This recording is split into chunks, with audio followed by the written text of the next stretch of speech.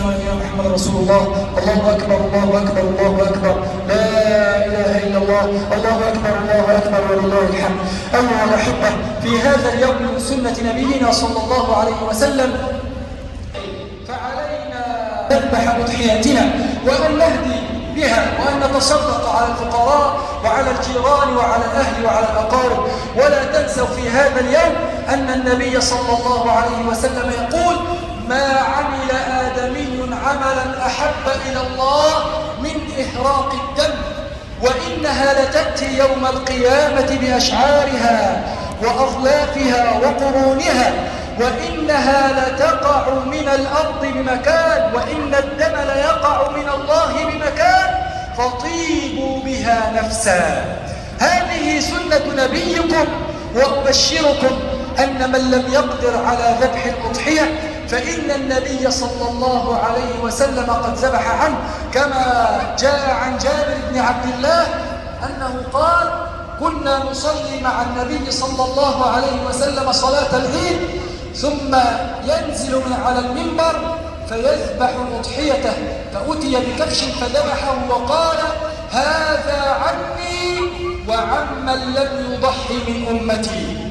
ألا لها من بشرة عظيمة. في هذا اليوم يجب على المسلمين أن يفرحوا، هذا يوم فرح وسرور، هذا يوم عيد. قل بفضل الله وبرحمته فبذلك فليفرحوا.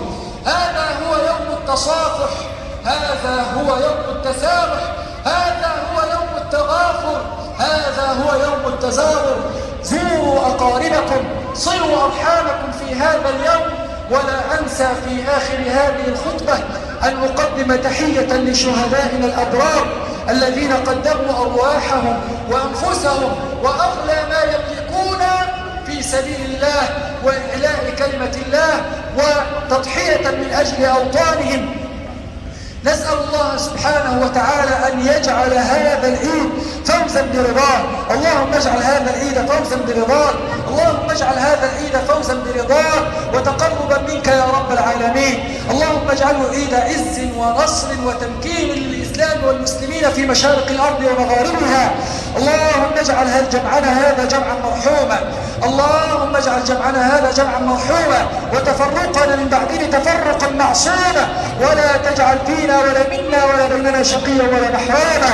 اللهم تقبل من الحجاج حمين، اللهم الحقنا بهم واجعلنا معهم في العام القادم يا رب العالمين. الأحبة، كل عام أنتم بخير.